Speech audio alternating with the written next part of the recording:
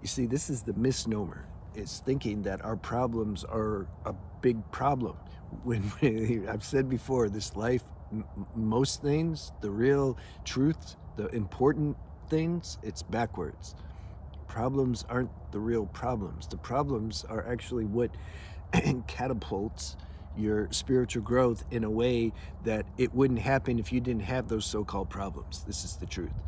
This is what we talk about too uh, in the groups when we do satsang. You can see the website and link. Some person said they couldn't find it. They went to the website, but you go on the navigation bar, it says spiritual satsang.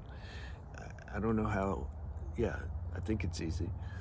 So, and I used to even write this in the website but then my friend said I was writing too much.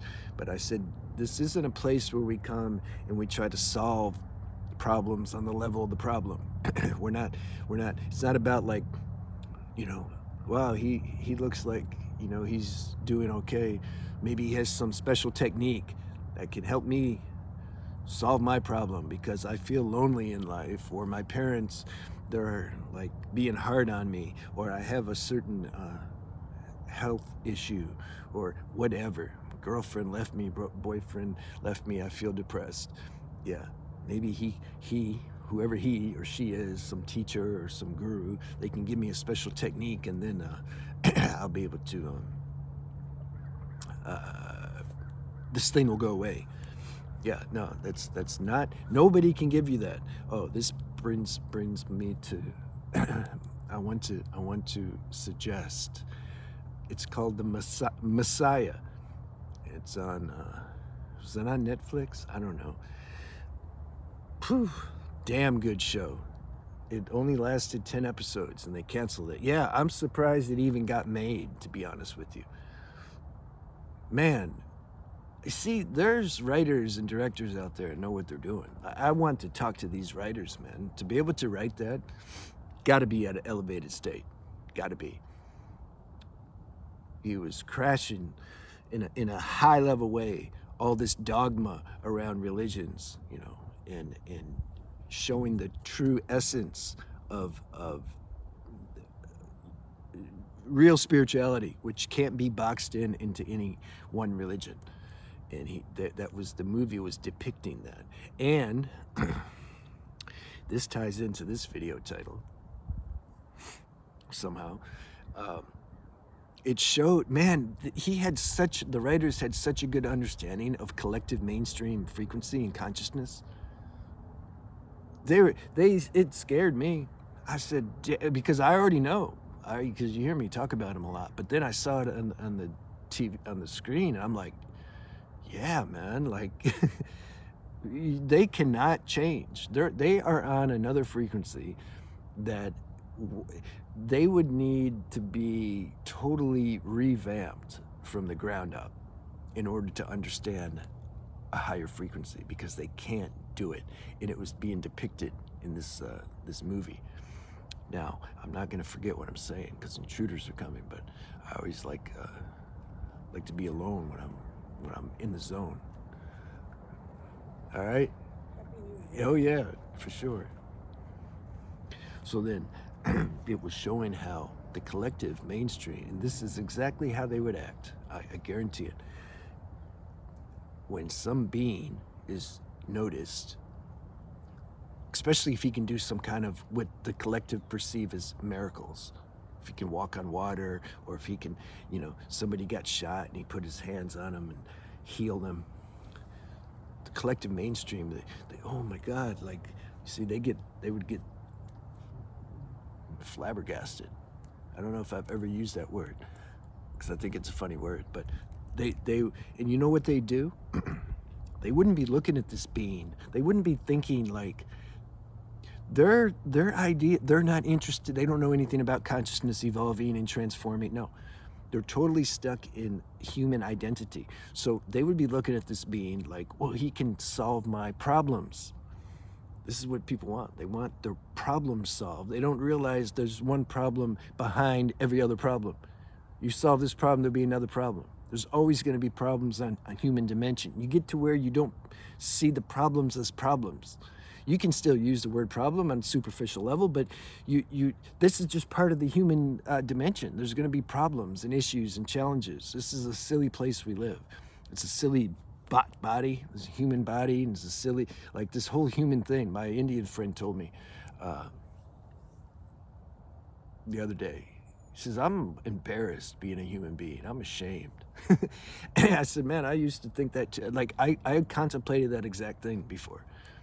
And so I forgot about it. I mean, there's so many things, but then he brought it up, and then I'm like, totally, man. Like, what the hell are we doing here? We must have did something wrong. There's so many better planes of existence to be in. All right. So these human beings, these mainstream level consciousness people, they were chasing, they were following him everywhere. Go see it, the Messiah. And they kept following him. Why? Because they were just so devoted to his energy? No.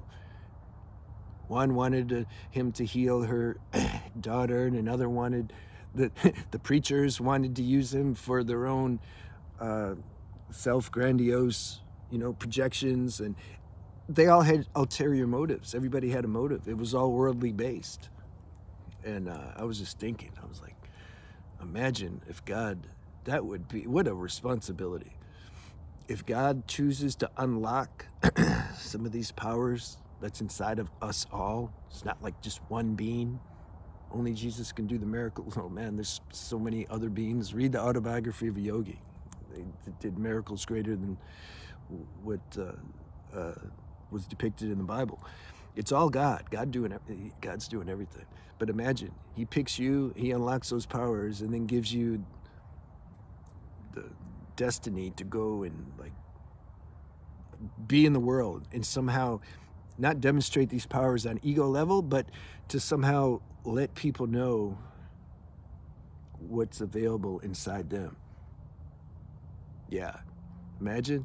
And then all the people will be chasing you with their worldly projections of wanting you to like fix them. So that the TV show was showing all that. But there were a couple of disciples, or maybe just one actually, that was devoted. He was real. He was real. This really ties into the title. Man, the challenge that this kid had to face, man. And I was looking at it, I was contemplating, like, why? For me, watching that thing was like a satsang. It wasn't even entertainment. I watched all those episodes in 2 days. I like to finish things because I don't want to be thinking about it. It was like on my mind, It was like an intense satsang. But this, I was looking, I was like, damn, this kid's suffering. And then you know what happened after? I don't think I'm giving anything away. Sometimes when somebody tells me about a movie, I'll say, okay, stop telling me, I want to go see it. But I gotta make the video. I gotta flow with what's happening. All this suffering, it ties into, I think, the video I recently made. It cracked all this unconscious limitation and ignorance that we have as a human being. It cracked all that, and then finally his godly nature came out, and he started to not do the miracles the same way as the Messiah, but he's getting there.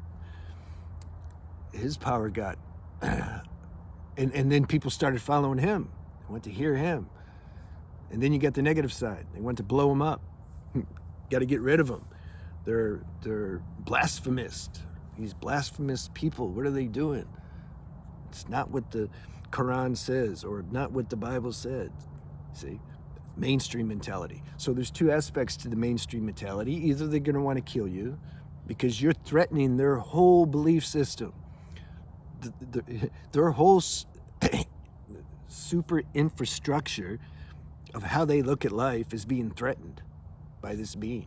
Everything they learned, and they're such a good devotee to their religion or practice, this being is like blowing that apart. It's expanding because you can't box in God in any book or in any religion. It's too small. It's infinitely expansive according to your level of consciousness. Jesus said that. He says, you're going to do, who cares these little miracles? You're going to do, you can do the same thing and greater.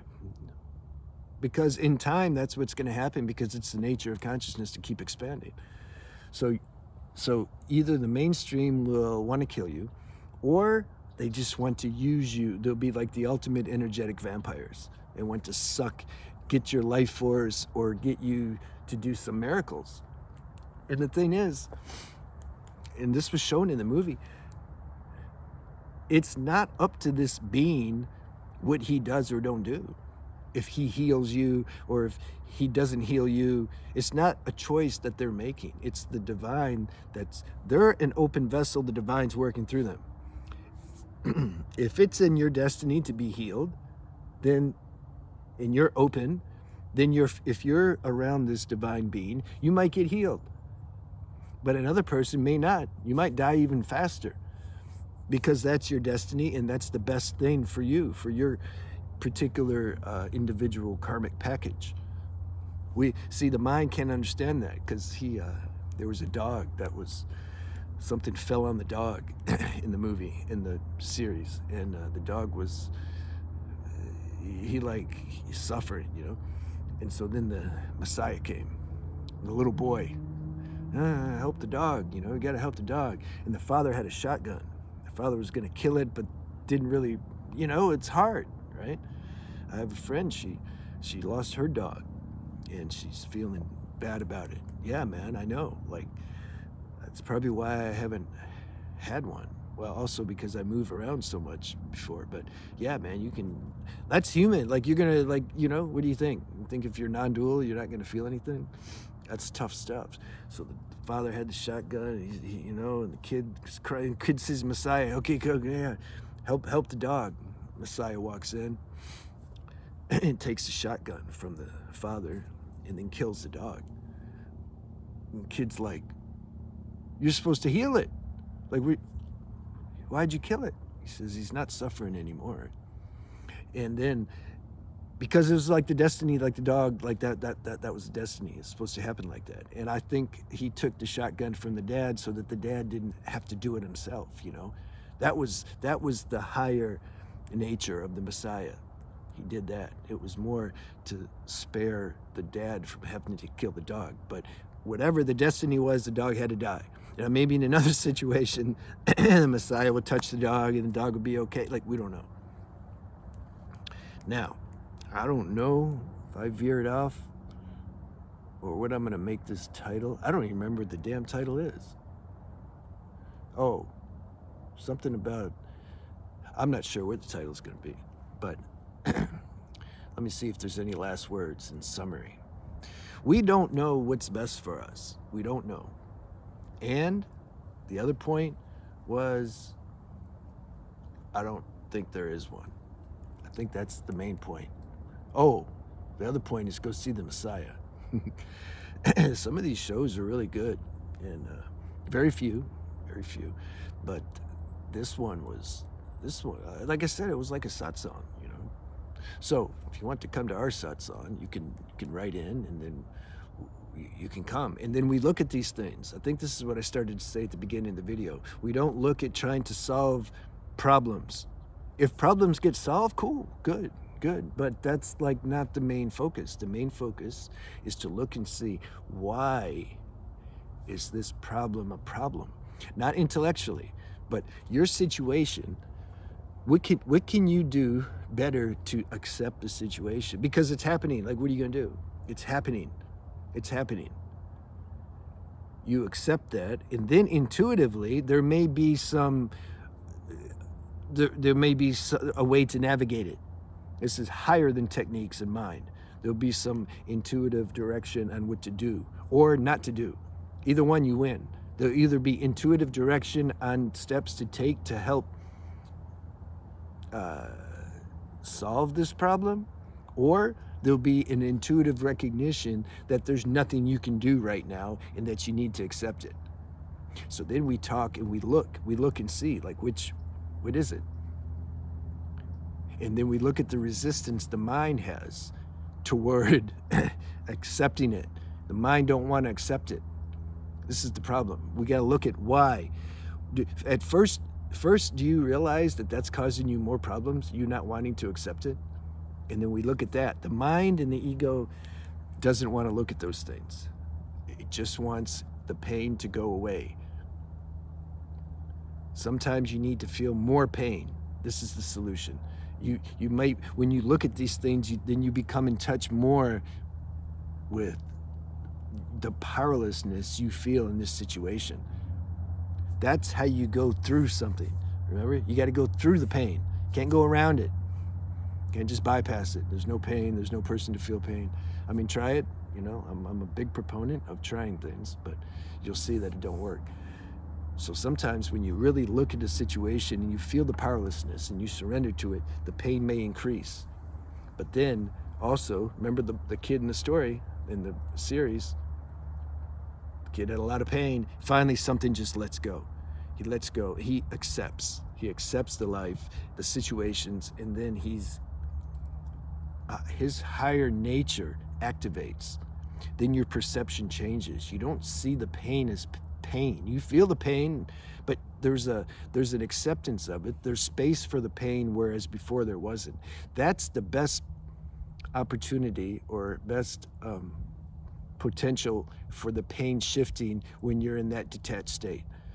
So, yeah, we're not people who just want the pain to go away and what's the technique and Yash, how do you make it go away? No, I can't really help you. I can't. I'm taking things on a deeper level because that's the real answer, because that's what I discovered in my own life. So I can only share that. Now, if I was trying to make a bunch of money, then I would make some commercial thing and say, yeah, you come take this course. I'm telling you, it will solve all your problems if you take the steps. And then the mainstream would do that and they'd feel a temporary shift because their belief, they believe like, whoa, this might really work. Good. Oh, I did it. We talk. I said, listen, right now, go in the mirror, look at yourself in the mirror, close your eyes, say, you are one with the Supreme.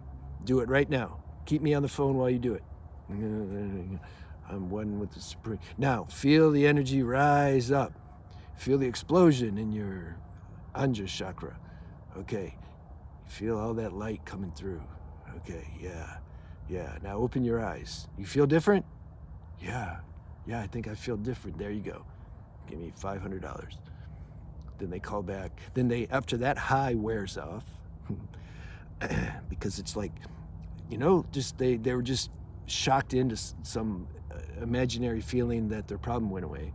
But that doesn't last. Then a week later, they'll call, I don't know, it came back. Okay, you need the next course now. You're on level 2 now. Now this is a little more expensive because it's like deeper stuff.